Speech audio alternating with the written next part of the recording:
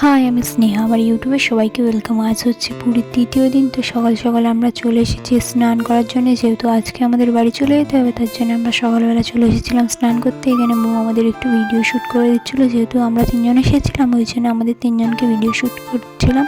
যেহেতু মৌ আমাদের করে দিচ্ছিলো, আমরা মৌকে করে দিচ্ছিলাম। তো এখানে আমি আর মৌ একটা ভিডিও শ্যুট করছিলাম, কারণ আমরা তিনজন এসেছিলাম, কারণ আর সবাই ঘুমাচ্ছিল। তো ওই জন্য কেউ আর কাউকে ডাকিনি, আমরা তিনজনে এসেছিলাম। বলেছিলাম যে কালকে সবাই সকাল সকাল চলে আসবে, তো ওই জন্য আমরা তিনজন এসেছিলাম। তো তিনজন এখানে এসে ভিডিও শ্যুট করা হয়ে গেছে আমাদের।